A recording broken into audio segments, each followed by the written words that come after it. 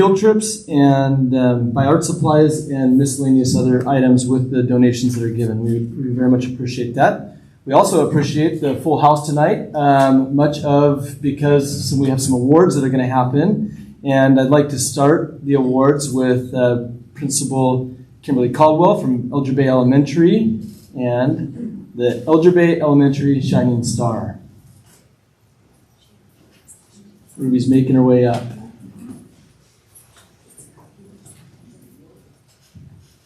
All right, well, I'm incredibly excited to get to recognize Ruby Bacon this evening as the Elder Bay Shining Star. Ruby, what was really special is that we had a teacher nominate you, Mrs. Nellis. And after one teacher nomination, it just grew. And there were many staff members who have something special they wanted me to share tonight. So I'm going to start first with what Mrs. Nellis, who was Ruby's first grade teacher a couple years ago, said, Ruby was in my first grade class, and she still stops by daily to say hello. Her smile brightens everyone's day. She has always looked for ways to be helpful, whether picking up garbage on the floor, seeing if her friend needs something, or holding a door for people. She's a hard worker who never gives up, even when things are hard. She's a great example of what it is to be a brave explorer, and I am so lucky to know her and can't wait to see what she does in life. Miss Jakanovich, who was her second grade teacher, shares Ruby is a ray of sunshine. She radiates joy, and that joy has a positive effect on those around her, both students and staff alike. Ruby has a growth mindset and always does her best, and I am so proud of her. Ms. Lagerway, who is her third grade teacher this year, shares, I am so thrilled to honor Ruby. Her dedication is outstanding. She has a strong work ethic and always gives her absolute best no matter how challenging the assignment. Ruby greets all with a smile and is kind to everyone she comes in contact with. And then Mrs. Masters, who was her kindergarten teacher, shares Ruby is one of the kindest people I've ever met. She checks in on everyone around her and is a privilege to know her. Ruby, we are so proud of you at Elder Bay, and we are especially glad we get to recognize you tonight.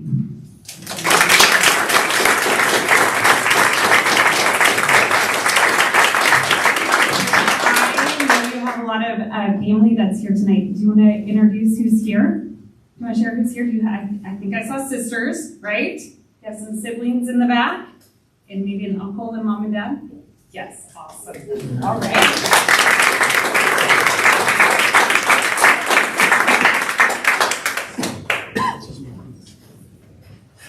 We got some stuff for you. Hold on.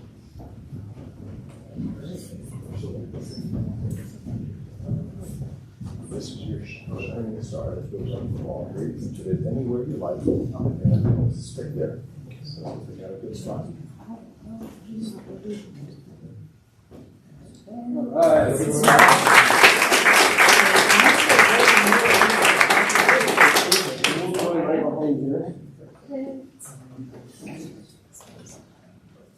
All right, squeezing everybody there. Oh, perfect. There you go. All right, right here. There you go. Perfect. All right. All right. All right. So there's some more for you here.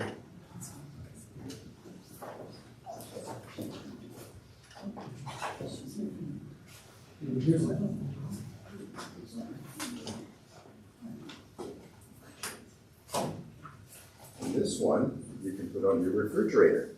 It's your Shining Star certificate. And Got a gift bag already. yeah, okay. And all right. There'll be something at the school too. That's right. Perfect. Awesome. All right.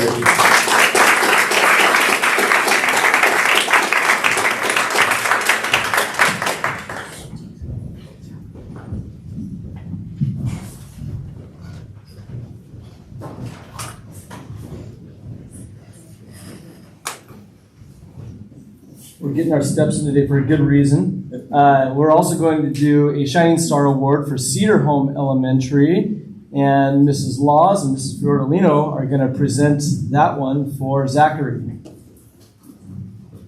Come on up, Zachary.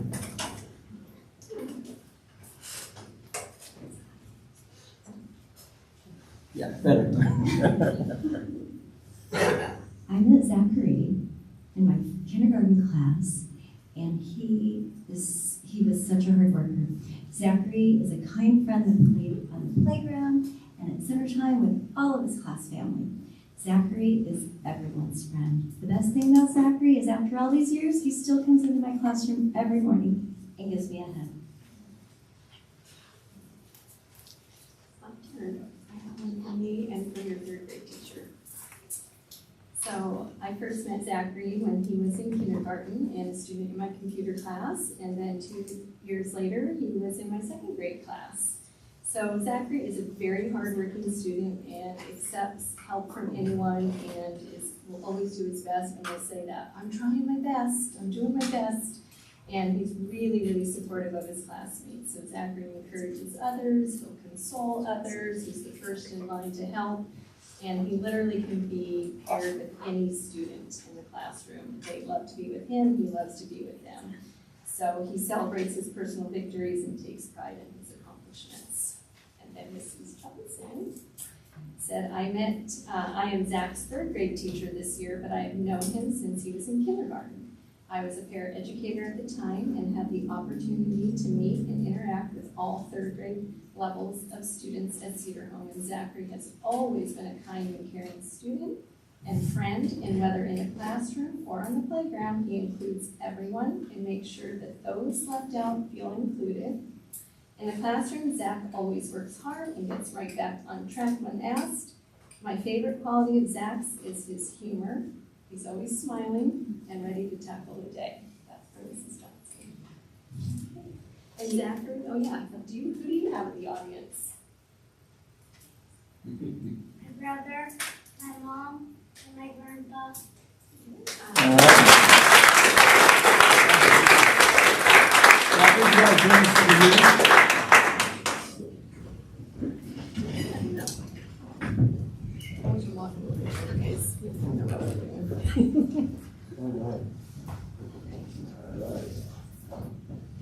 This is your sign, it'll be up here forever. You can put it anywhere you like, on the wall, wherever you want to sit.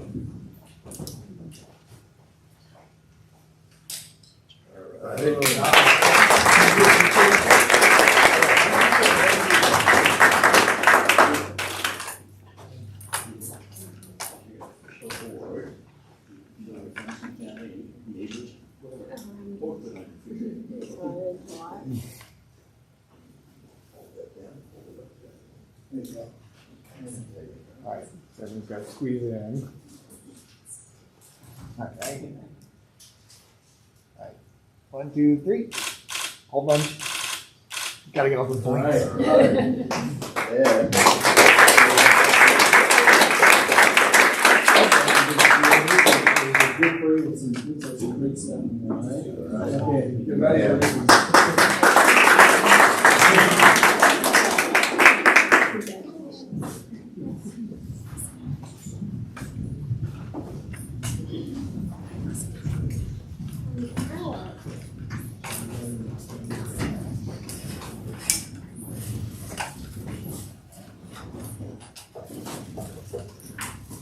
Thank you first of all, congratulations to the two students again. Thanks for the supportive staff that is here this evening and families as well. You can certainly stick around for the maintenance report, the safety report, and the enrollment report. But we would also be just fine if you went home for dinner as well and excuse yourself now. We'll pause for a moment if you wanted to make your way out. Thank you very much for coming.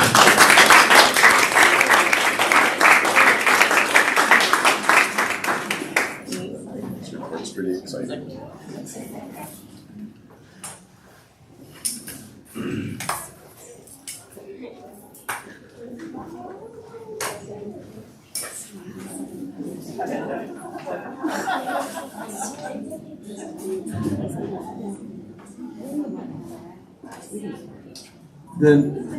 The next item on the amended agenda is the maintenance update, and I'm happy to say that Kevin Cruz is going to be giving the maintenance update this year, as opposed to the individual that gave it last year, which is me. So Kevin, I'm looking forward to the report. Thank you. Thank you very much. It's always a pleasure to talk to everybody about maintenance in our buildings. I love it. Let's see here. All right, here we go. Perfect. Okay. And we're going to start off with our staff. Okay. So we have 2 grounds personnel who do our entire district. And I have to say, for only 2, they do a very good job. Because when I look at what other districts have, and I look at what we are capable of doing, those guys do a very good job. We have 2 general maintenance guys who work inside the buildings. And they do everything from unplugging toilets to painting walls to hanging cabinets. Anything that needs to be done inside the buildings, they can do it. We don't go outside very often, so everything is most of it's done all in-house. So those 2 guys are very talented. We have 1 HVAC guy. He takes care of all the boilers, takes care of all the air equipment, looks at the air quality control in all the buildings. And I know his job because I've done it before. And I know that you cannot let moss grow under your feet with that job. We have 1 electrician. She's a very good electrician. There's not a whole lot she can't handle, and she does a really good job for us. We have 1 office staff who kind of takes care of everything, and she's my right-hand person. And without her, I wouldn't have enough hours in the day. So, and then we have our summer support staff. And without them, we wouldn't be able to do the landscaping that we maintain. So that is all of our staff.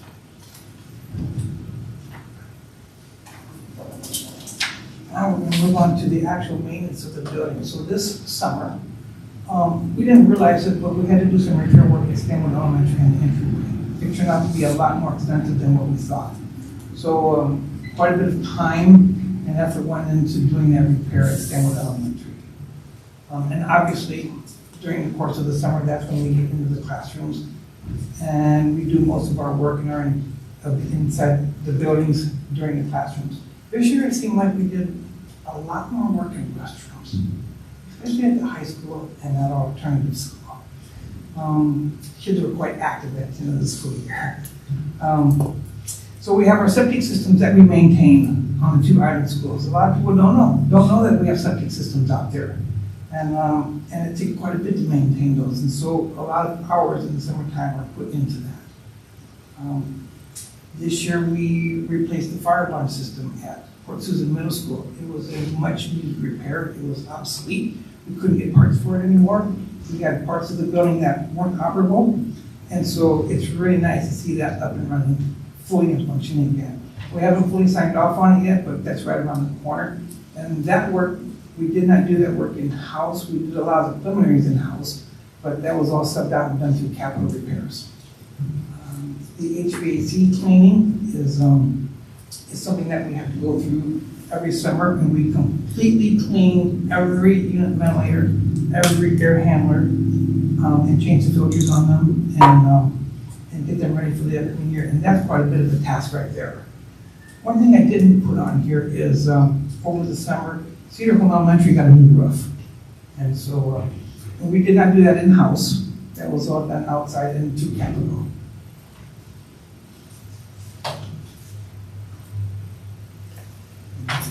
And we'll go to the grounds side of things. So one of the main things that I have the grounds guys doing every summer is painting the parking lots and traffic line painting. We never used to do a whole lot of that. But now it seems like with more and more facilities that we have, because we don't do a certain amount every year, that is so easy to fall behind on that. And so that's a major thing that we have to do, as well as the landscape maintenance. So when it comes to the landscape maintenance, like I said in the first page, we have summer helpers.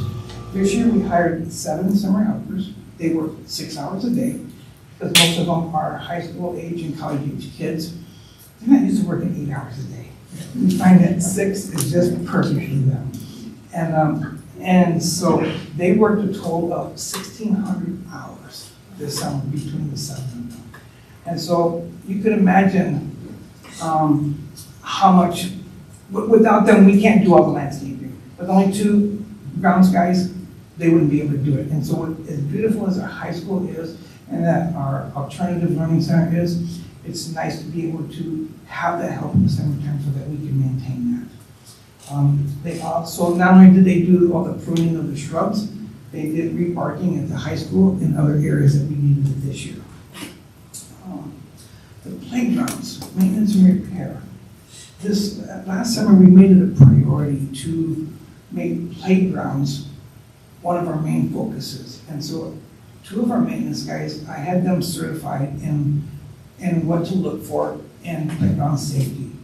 And so we noticed a lot of things this summer that needed repair on the playgrounds, even though our playgrounds are I shouldn't say brand new, but they're fairly new.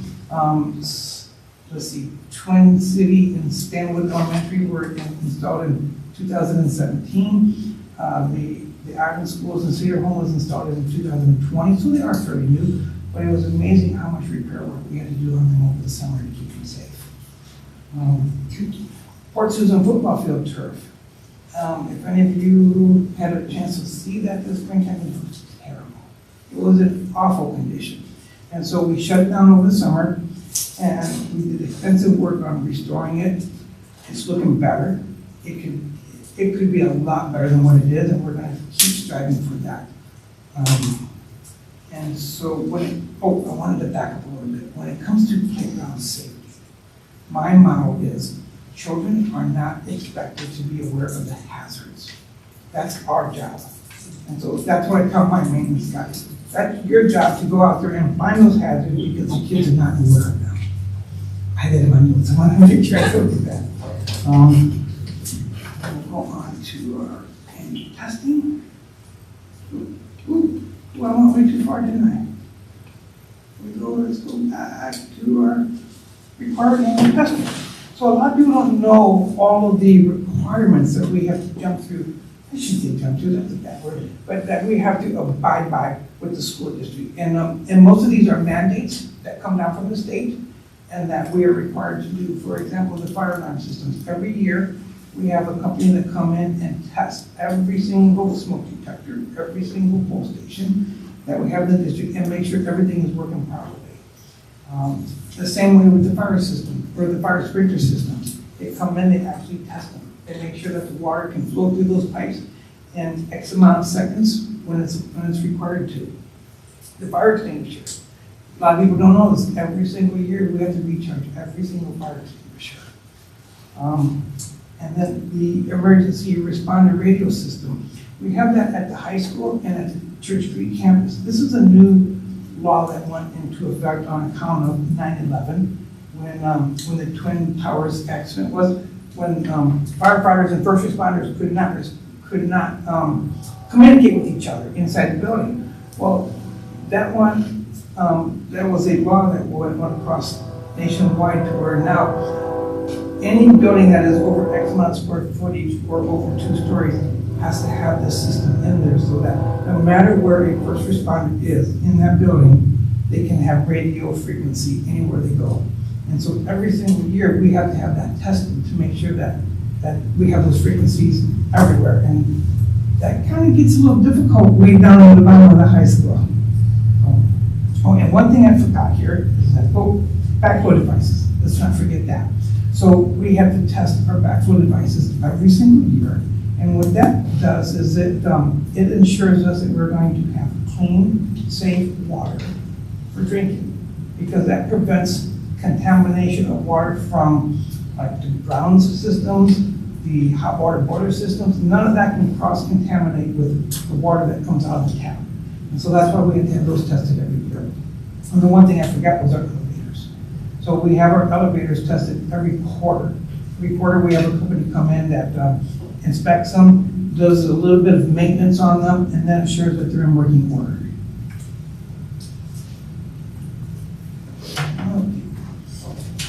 And these are some of our inspections.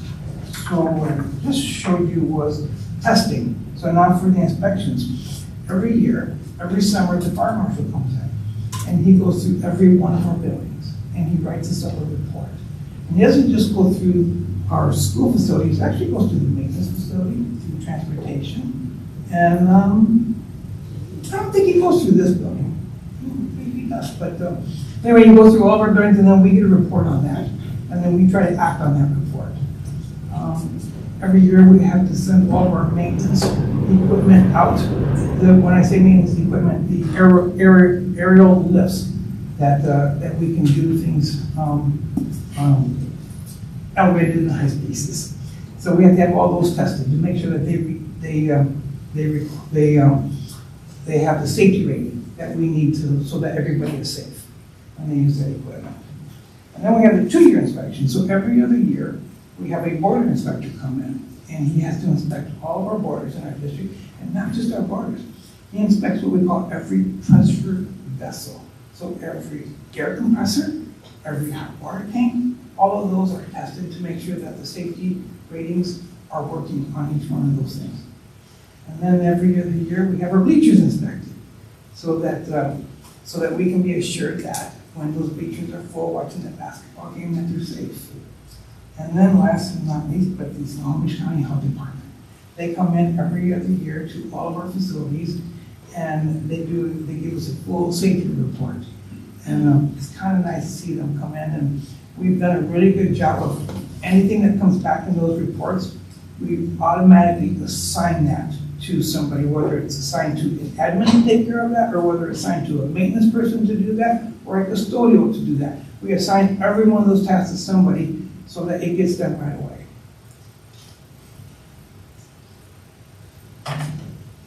Areas of focus. So we are going to continue to monitor indoor air quality in our schools. Now, prior to COVID, nobody cared about air quality in our schools. Well, they didn't care about air quality, period.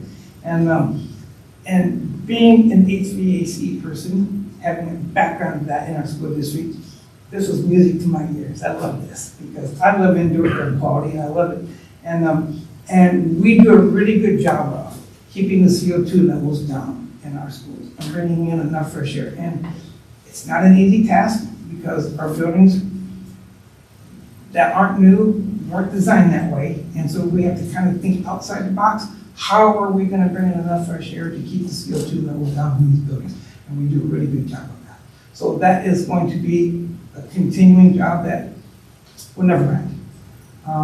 We are still working towards compliance with the clean buildings law. I'm sure you are all familiar with that, what that looks like right now.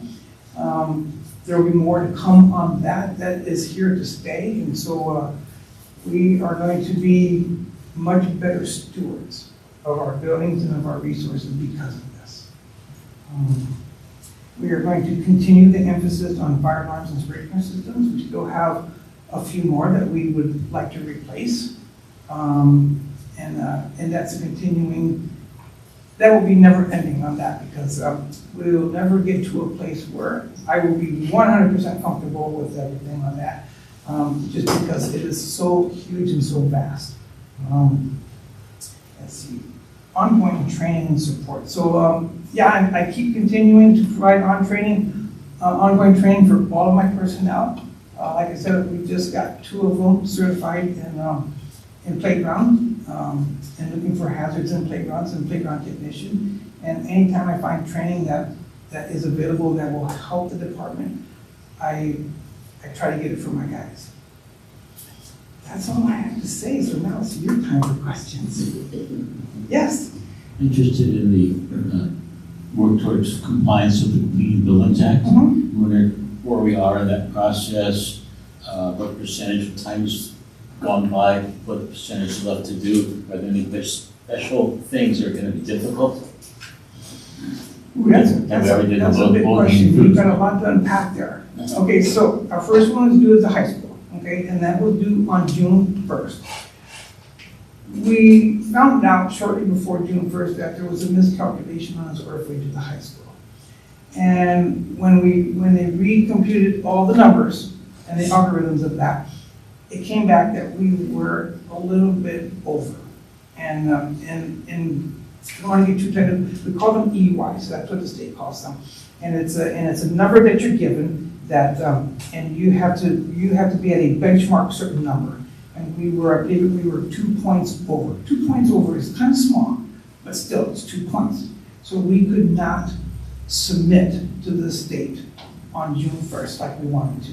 So we believe that we could save that money by cutting back in some of our electrical, where, like, for example, this whole summer, we completely shut down the HVAC for the entire summer. The month of July, we saved $2,000 on that utility bill. And so we are hoping that by cost-cutting measures, without touching the thermostat now, and without doing things that anybody can see, but behind the scenes, the cost-cutting measures, what I mean by that is, at 2:30, we shut everything down. And we try to start things up as late as we can possibly start up, but still have the indoor air quality that we need to have. We're hoping with those measures, we can make up those 2 points. And we will know next month, because we'll kind of get a good average of where we're sitting at, and whether or not we move forward with submitting that to the state. And then this upcoming year, we have our 2 middle schools that are due. And then the following year after that will be our elementary schools that are due. And so yes, we do have some work on our elementary schools. Particularly the 2 island schools are lagging behind quite a bit. And so down the road, we are going to be implementing some cost-cutting measures. We don't quite know what that will totally look like right now, but we will have to be more conservative with our resources for the 2 island, well, all the schools in general, I should say. I just appreciate the enthusiasm you bring to your department. Thank you. Okay. Well, I appreciate being here. Thanks, Kevin. I'll just call out once again, the first slide Kevin showed was the staff that are involved in maintaining the school district, and it's a lean staff, and they do an excellent job to do what they do with the personnel that we have. So thanks to you and your staff for doing that. Kevin's taken on some additional duties, supervising custodial this year as well, with reductions in admin, who used to do that. And I just want to highlight one thing. When we talk about future-ready graduates within our goal 4 of our strategic plan, it's not just those in the classroom and administrators that are responsible for that. Kevin does a full interview of all applicants for his grounds crew during the summer, and that is preparing students for the future of their choice and opportunities that they might not get in other places. So I thank you for that, taking that extra step, Kevin. Thanks a lot. Thank you. No more questions? Oh, I love talking about maintenance. Next year, Kevin, next year. Kevin, I would ask you a question about HVAC, because I know how passionate you are. We've experienced this together, but we want to have a shorter meeting than that. Great. Okay, next up on the superintendent's report is the student and district safety report, and I've invited lead nurse Mary Hoffman to join in that presentation this evening. So thank you, Mary, for that. I'm going to take the first couple of slides, Mary. If you don't mind helping me out with the clicker. I was hoping you were going to do that.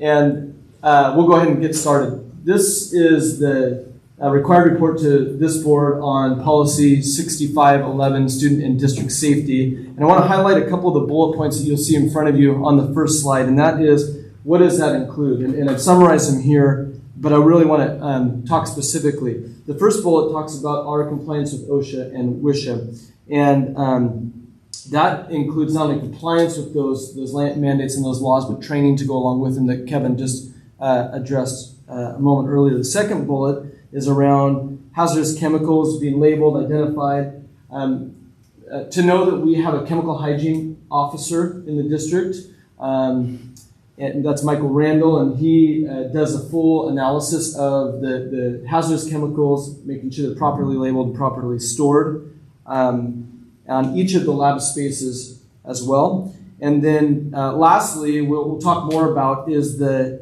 injury and accident reports that happen in our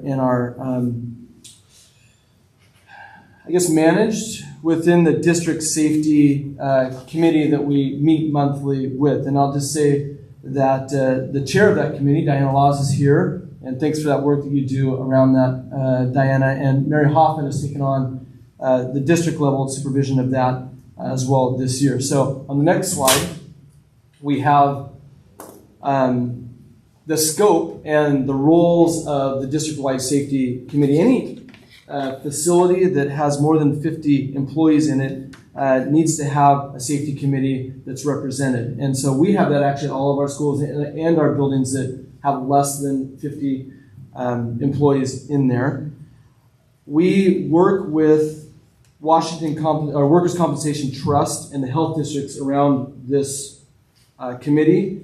And year over year, because of the structure and the work of the individuals involved in the committee, we're, not to brag, but are used as a model for what other districts are expected to work towards as far as a represented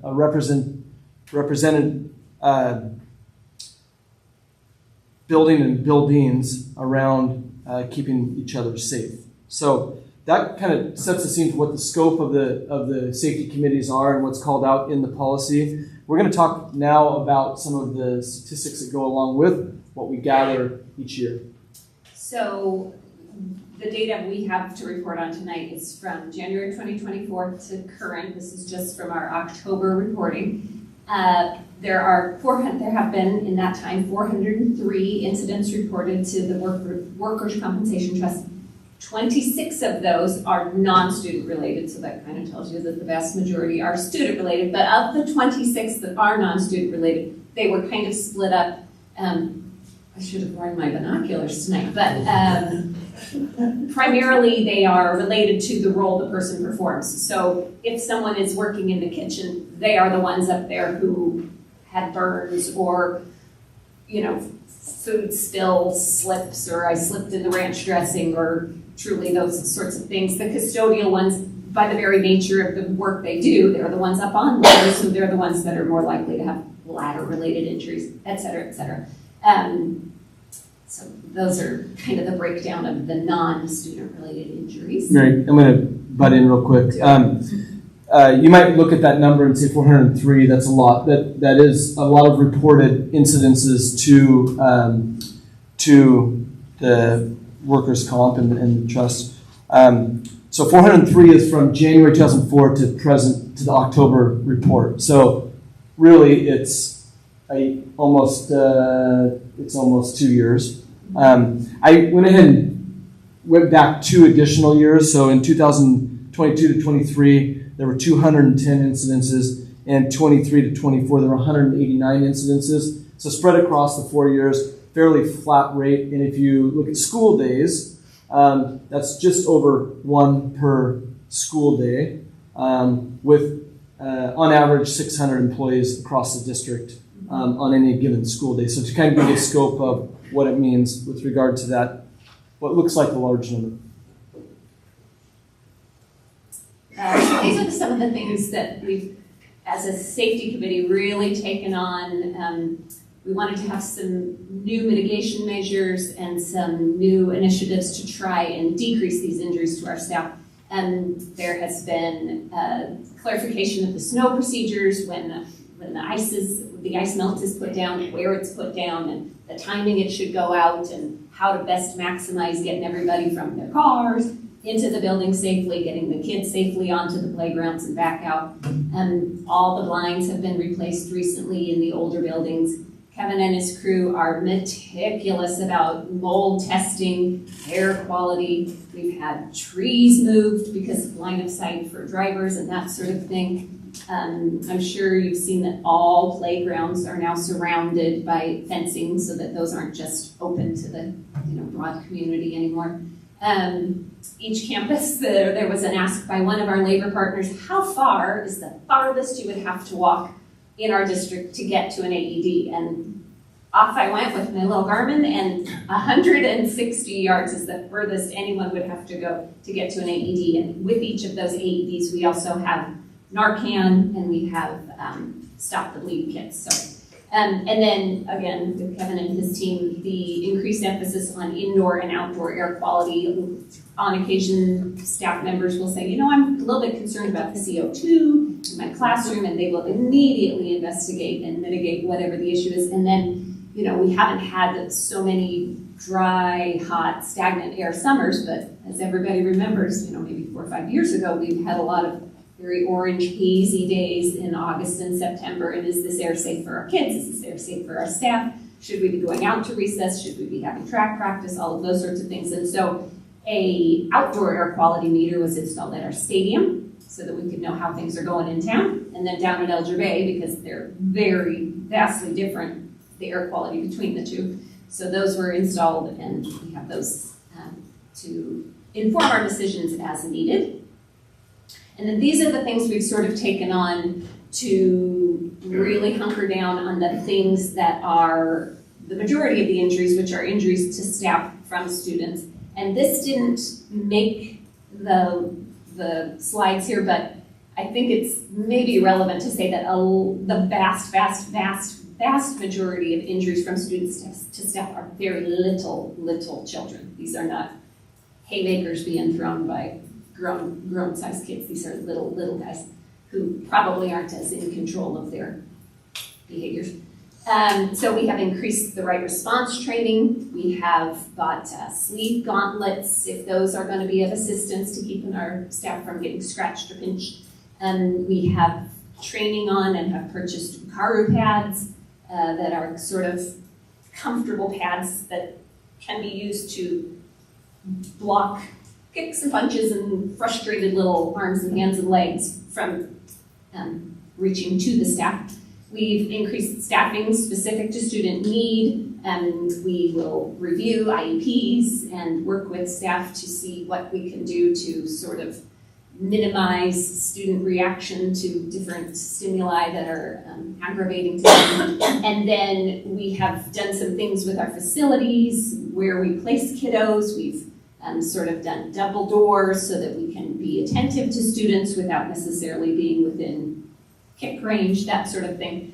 And then the other thing we have really done in the safety committee is be very, very, very emphatic with all of our staff that we don't worry about over-reporting an injury. We would much rather know if something has happened, which is, quite possibly why we have 403 where other districts may not have such a high rate, because we're critically concerned that these things get reported and get attended to, and that we find solutions for problems rather than just reporting problems. So we have QR codes in all of our buildings. We have them on our staff safety boards. And then if a department is using those QR codes to report injuries a lot, we'll get a little QR code, just put it up in their room so that there is no barrier to them feeling like, oh gosh, I just got scratched and now I got to go up to the 3rd floor to make my report. No, we'll bring it to you if need be. That QR code activates them to call a nurse line, and then they will get advice on their next steps from the nurse line through Workers' Compensation Trust. And then we've also been very clear with staff on what it is we want them to report. Anything that causes a brain injury, anything that breaks the skin, or anything that damages tissue underneath. So we wanted to make sure that people feel comfortable reporting what's appropriate to report. Thank you. Any questions? How does this report reflect for risk management and workers' compensation costs for the district? So separate from a Washington risk management pool, the Workers' Compensation Trust helps to outline. For instance, we have a representative from Workers' Compensation Trust in each of our monthly meetings. One or two, to give feedback and recommendations to us while we're, while they're hearing the report from each building out in the district.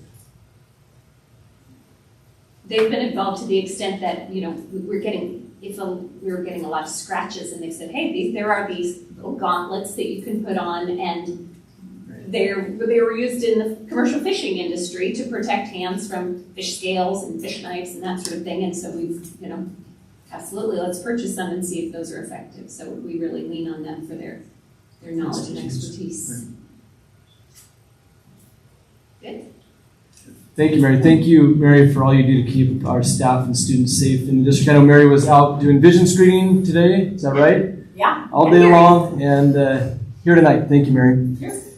The next item on the superintendent's report is the October enrollment report. You see it linked to your agenda and also on the screen in front of you. The October 2025 enrollment report reflects 4,665 FTE. That's up 14 from September. This is less than half of last year's October increase, which was 31.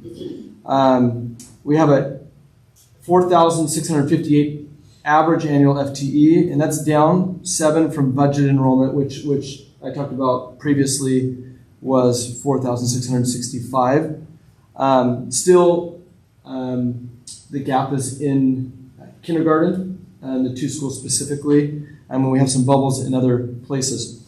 Based on prior year's trends, we would anticipate enrollment to plateau in the fall and then decline throughout the remainder of the year. If you track enrollment over time, you know that this to be true. Running Start, Open Doors, TK enrollment are reflected in this month's report, and the Running Start participation continues to increase year over year. In fact, it's over 50% higher than October 2023. So that is the October enrollment report. Any questions about that?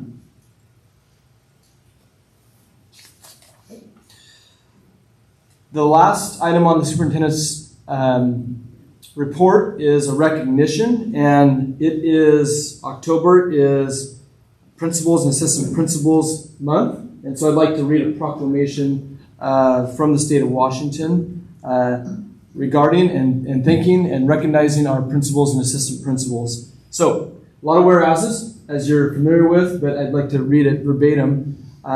Whereas principals and assistant principals create hope for each and every student in their buildings by leading culture, systems, and learning, and by working tirelessly each day as visionaries, community builders, public relation experts, budget analysts, facility managers, special programs administrators, and guardians of various legal, contractual, and policy mandates and initiative. And whereas principals and assistant principals work collaboratively with families, teachers, and district officials to develop mission statements, set performance goals, and objectives for schools to achieve educational excellence, provide safe and caring learning environments, and maintain high curriculum standards and expectations for all learners. And whereas the state of Washington, the Washington State Senate has declared the month of October 2025 as National Principals Month, whereas we recognize the contribution of all school principals and assistant principals to the success of Washington students, our most valuable resource. Now, therefore, the state of Washington hereby proclaims October 25 as Principals Month. So thank you, although only a couple principals in the room right now. Thank you to all of our principals, assistant principals, former assistant principals, and administrators for the work you do each and every day. Appreciate it. And that ends the superintendent's report. All right, thank you, Superintendent Bovenil. Let's see, we'll move on to the consent agenda. And anyone in the audience may speak to the items contained in the consent agenda, and only those items contained in the consent agenda at this time. This is not the portion of the meeting for open public comment on items outside of the consent agenda. That comment period is coming up soon. Are there any board directors who wish to pull any item from the consent agenda for discussion? Okay. Are there, and I've got the original agenda here, which still had the discipline policy on that we did a last minute. That moved to first reading under topic scheduled for board discussion. Yeah, but if anyone came prepared to talk on that, I would honor that at this time unless there's objection from the board. Okay. Are there any people in attendance who wish to speak to any of these consent agenda items? If so, please raise your hand so I can invite you to the podium. Mr. Russell?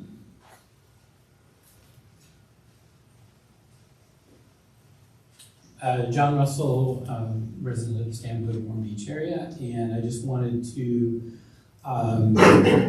give you my vote of confidence in adopting the resolution for the levy. I know it's always difficult to go out to the community and work on a levy, but obviously when we see the hard work that Kevin and all the others are doing for safety and things, that it's totally, this is a good tool for that, and I appreciate it. So thank you very much. Thank you, Mr. Russell. Other people that would like to comment for anything on the agenda, consent agenda here? Okay.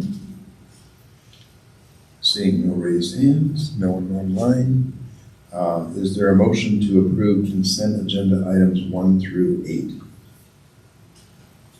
So moved. Moved by Director Murray, seconded by Director King. All those in favor of approving consent agenda items 1 through 8, say aye. Aye. Any opposed, say no. And that passes unanimously. Okay. Moving on to old business, there is nothing.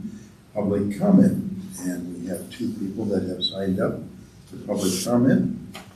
The first one is Stuart Hunt.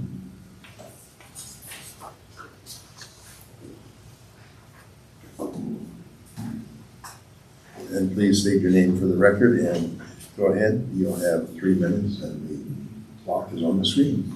My name is Stuart Hunt. After reading WASDA Policy 3241, it appears that WASDA is overreaching their authority and pushing social engineering over the revised Code of Washington, aka the law. RCWs contain statutes and WACs contain the rules that implement and explain those statutes. It's also important to visit modern English and note the difference between will and shall. That will indicates a wish or intention, whereas shall is still commonly used in legal and formal contexts to express obligation. When you speak with educators, you will find their overwhelmingly #1 complaint is the inability to manage their classrooms to maintain a learning atmosphere with support. If academics in the SCSD are to improve, and Superintendent Ryan says that's a priority, they need clear guidelines to maintain that learning environment.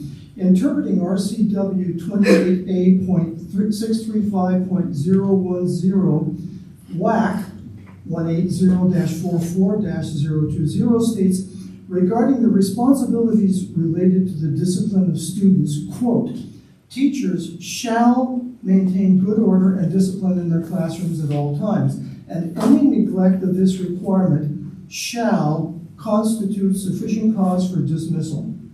The rules adopted pursuant to RCW 28A.600.010 shall be interpreted to ensure that the optimum learning atmosphere of the classroom is maintained, and that the highest consideration is given to the judgment of qualified certificated educators regarding conditions necessary to maintain the optimum learning atmosphere.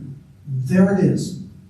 Nowhere, repeating, nowhere in the vast RCW 28A does the legislature or the law charge educators with a responsibility to manage student behavior.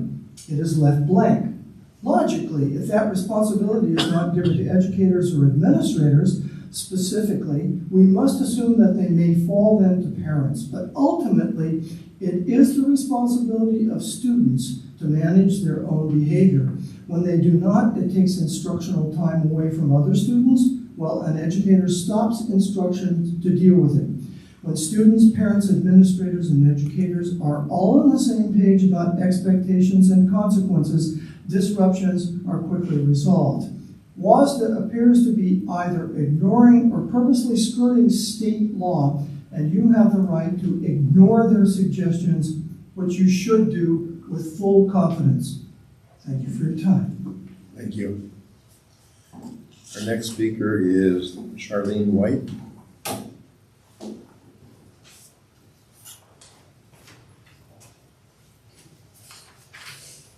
Hi, I'm Charlene White and I live on Camano Island.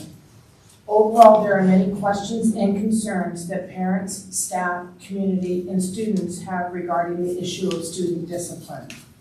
There was a survey, a social media group, was conducted by a social media group that was published last October. It cites several examples of students noticing the lack of fair treatment in their educational experience. They notice when undesirable behavior is being rewarded. Here is just one of several examples. Quote, "Why are the problem kids being rewarded with prizes when they do good things for a couple minutes, when they spend 95% of their day being destructive and violent? At the same time, the students who are there to learn and follow the rules are not rewarded for their positive behavior. Even worse, they are being punished by being forced to put up with this destructive behavior every single day," unquote. The question that arises from this example is, quote, "What does due process actually look like for disruptive, violent, and destructive behavior," unquote. Does this due process promote responsibility, citizenship, equity, and fairness to all students? Or does it enable and empower these students' continued disruptions? What does due process look like for the 95% of students whose education is being interrupted by disruptive and volatile behavior? How is their social, emotional health being affected?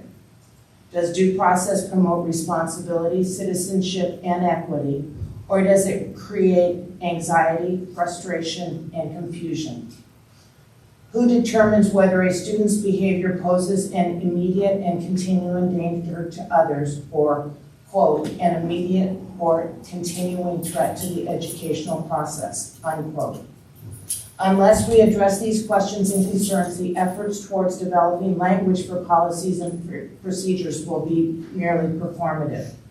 If we do not address the destruction of learning across the district, another valid question becomes, will our levies pass? All of these questions illustrate the need for student discipline study sessions with all the stakeholders. Thank you. Thank you.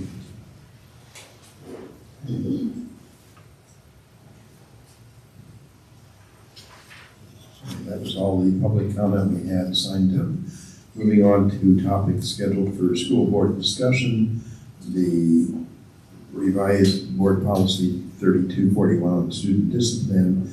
We pulled off the consent agenda before the meeting and put back down for discussion here. And I think we had asked the staff to do some more work on crossover. Yep. A cross-reference with law, which was asked for at the last meeting, was provided in the Friday packet for review. And the revised policy, which you see before you, has the title more appropriately labeled on it as well.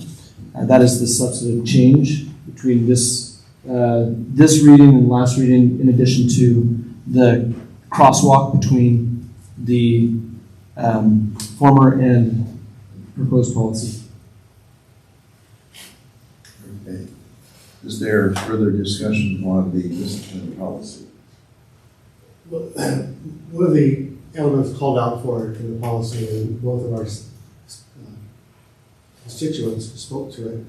When's the last time, because I haven't been there for a while, that the called for review of discretionary, non-discretionary discipline policies and procedures with the broad participation of students, staff, families, and community has occurred?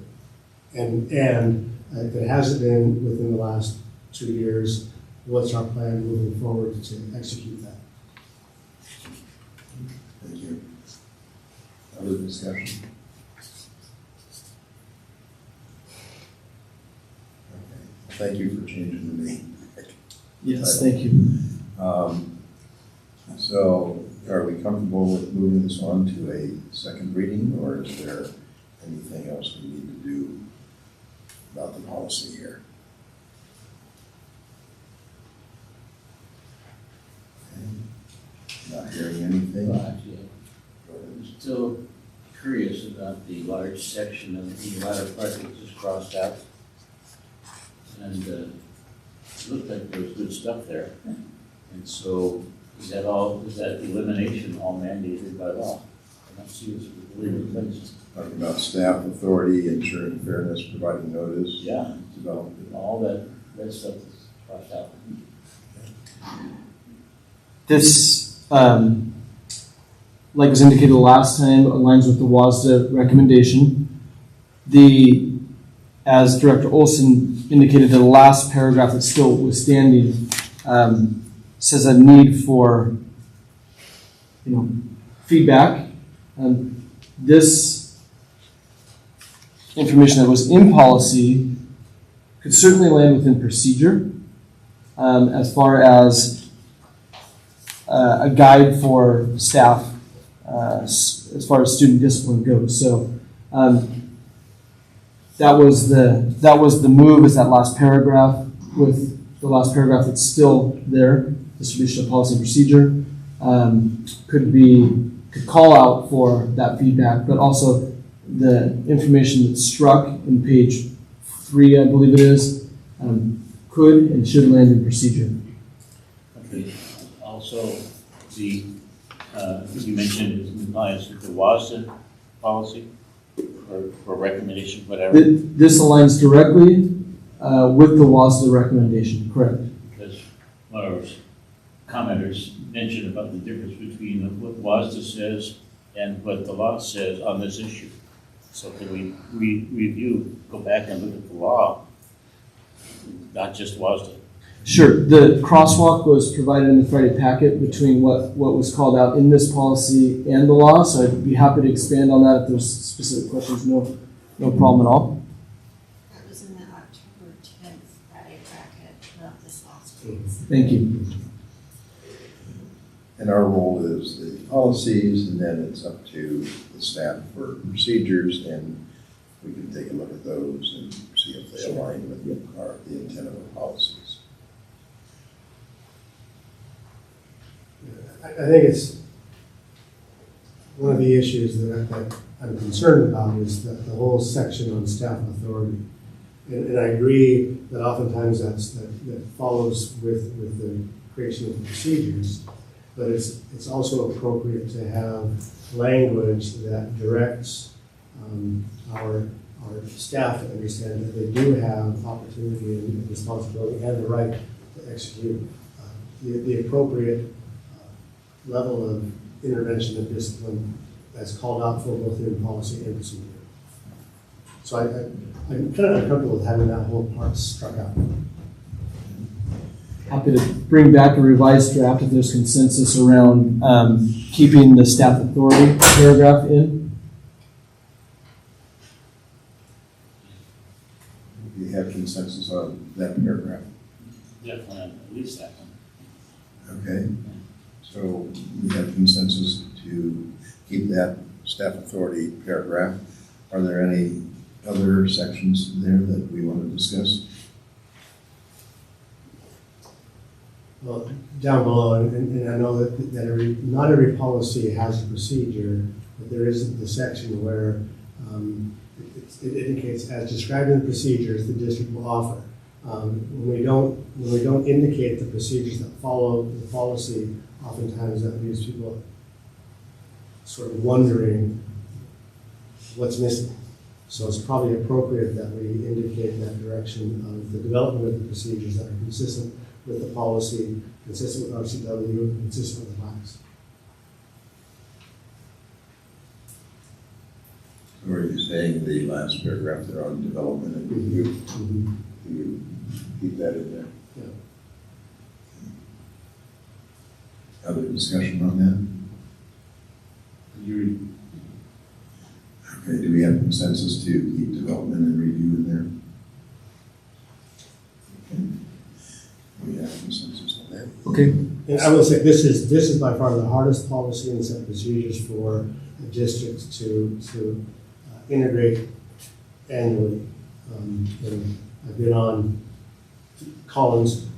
I've been in Collins' seat in the past, and it's really difficult to balance WASDA recommendation and the needs of the community. And so I think making sure that we have that that connection to the community as well as to Wasna. So I'm wondering if we want to like table this and maybe have a work study session to work through the language that is appropriate and fitting for our district, and then we can bring it back for a review and final approval. Sure. Is there a go ahead. I will make a motion that we table the acceptance of this for the time being, and that we do a work study session. Okay, this is just under the discussion section now. But I see that we have kind of consensus for a need for further study. And I would ask our secretary to do a poll on when that would be appropriate to schedule a study session, which would be a special meeting for a study session. If that's agreeable with all? Yes. Okay. So. Absolutely. And I just asked if there's any other information needed, like was provided in the packet previously on the 10th. Thank you. I'd be happy to provide it in advance of that study session so we have the materials we need. Okay, thank you. Can we have a clean copy with all the stuff not stricken? It can be read but not stricken. It makes it really hard to read. Yes, we'll provide all versions. Thank you. Good. All right. Any other discussion on that policy? All right. We're given direction. We'll have a study session on that. All right. That was the only item there. So now we're down to the good part. Student representatives report on school business. Who's going to go first? Patrick.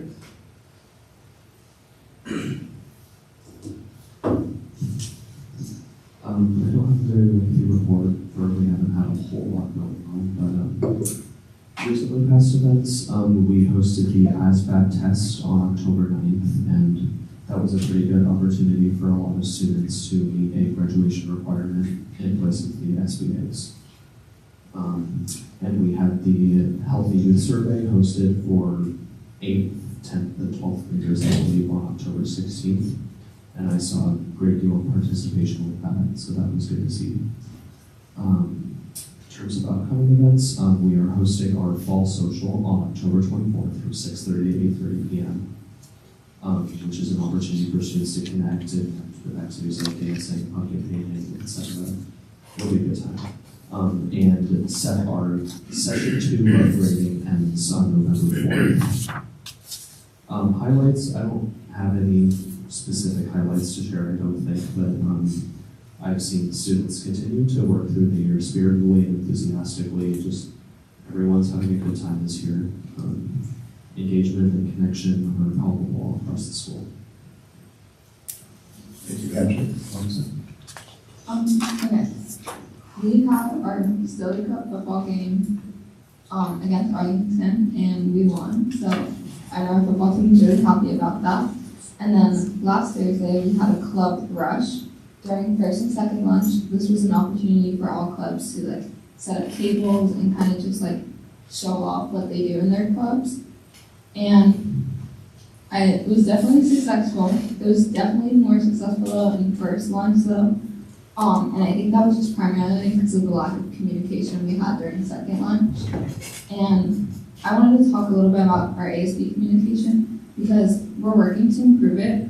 And definitely get our events out for Lincoln Hill students to attend as well, since they attend our HOCOs and the football games as well.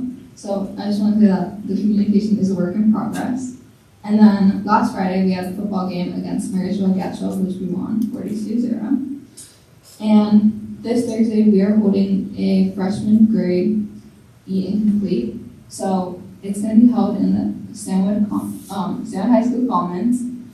And we're going to have pizza there for all the freshmen. And the teachers and staff are going to come out and help them with any work they need, which I think is a great opportunity because their freshman year.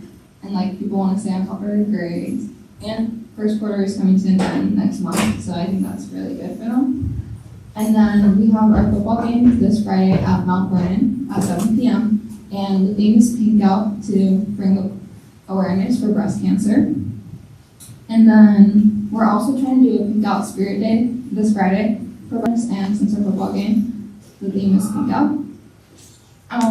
As for ASB, our classes have been working hard with leadership events, and we're having 2 leadership events on the 29th and 30th. It's called Ignite, and it's just an opportunity for like our ASB and leadership classes to get more information on like leadership and just have a fun day. The 29th will be only like Stanwood students, and it's just going to include like our ASB and leadership classes, as well as student athletes, AP students, and club students. And then on the 30th, we're having only Stanwood ASB and 22 other schools ASB classes come and just have a good event. And we just finished like the final planning for those events. We got our supplies ordered, email sent, especially to the students because we were kind of late on that, but we got them out. And then we have our agenda made and posters being created for all the schools that are coming. And tomorrow is the college fair for all students. It's from 5 to 7 p.m. and we're having a bunch of like colleges and universities come out. So it's a great opportunity for like seniors especially and juniors who want to come and like see what colleges. And then as for Ignite, we are trying to get the middle school students involved as well, just like their ASB and their leadership classes, so they can get a more feel for high school. And then on Halloween, we're gonna try and do a costume contest for all the students. So during lunch, we might do like a red carpet kind of thing for the students to come out and show out their costume. And then we're gonna do a voting system, which we're working on, and then a prize for the students. And that's it, thank you. Thank you, Alexa. They've had that, our cup much too long, so thank you for bringing that home. We're down to Board Director's Report on Business Conducted. Director Murray. I don't have a lot to report this evening, but I just want to thank everyone for the reports. I especially always appreciate Kevin's report. Being a building administrator myself and having to do building maintenance this time of year, I can appreciate all of the things that have to go into planning to keep our buildings safe and in good working conditions. So, thank you. Thank you, Director Olson. I want to compliment Kevin as well. As I alluded to, we had the opportunity to work together. I supervised his supervisor many years ago, and Kevin was always on fire about HVAC. But that fire carries through now to all of the work that he reported on. I don't know that people understand the state doesn't fund that work. That's the local dollars at work to fund. And that kind of leads me to the importance then of our levy, that if we don't have that capital facilities safety levy moving forward, a lot of that work that Kevin alluded to, in a couple of years, his report will be maybe a slide, because it's just not dollars to do that work. And deferred maintenance is not maintenance, it's just deferring problems down the road. So the important that. The other is, I noticed when teachers talked about our 2 students that a couple of attributes apply to both of them, which is outstanding. You know, I mean, there's more probably. I picked up on hard worker, kind, and caring. And those are skills that carry them to success, not just in school, but in life beyond school. And just how important it is to recognize that and to praise that. And so thank you for those 2. And I'm willing to bet that they are examples of other students who do similar things. These were just 2 that were chosen tonight to point out. And I'm willing to bet that as we listen to those attributes for future STAR students, we'll hear similar attributes. Thank you, Director Wilson. Director King. Yeah, I'm interested in the ongoing work we're doing relative to the negative impact of smartphones on kids. And I just saw an interview with another author on the subject that goes well beyond the book that was our group reading. That was The Anxious Generation, subtitled How Smartphones Are Causing Epidemic Mental Illness. This guy, British guy actually, it goes much farther, including mixing in AI.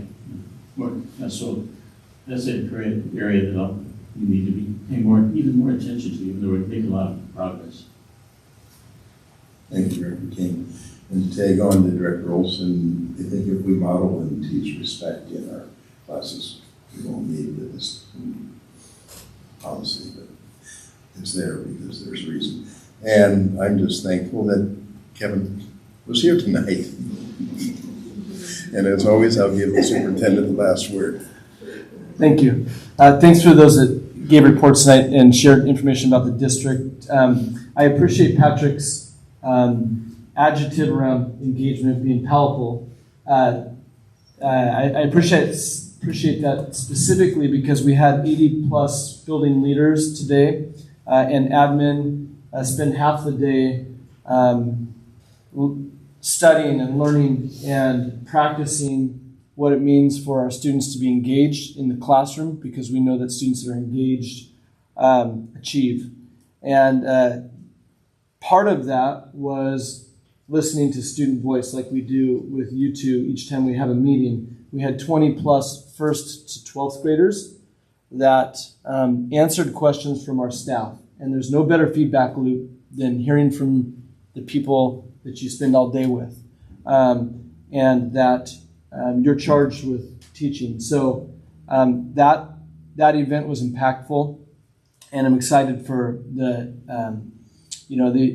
similar events to come. So thank you for the teaching and learning department and our whole MTSS team, I guess I should say, for putting that together.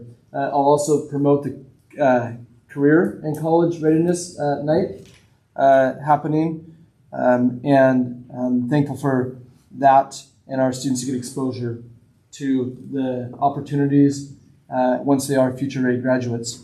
Lastly, the levy resolution. It's an exciting time for our district with the resolution being passed tonight. And as Director Olson said, it is we have critical needs that this levy will support. It's not a wish list. It's critical needs. I'm happy to come out and give information about the levy to any community group that would like to have us out to present that information about the upcoming levy that will be seen on the ballot on February 10th. Thank you. Thank you. We definitely don't want to kick that can down the road anymore. All right, there being no further business, the October 21st, 2025 regular board meeting is hereby adjourned.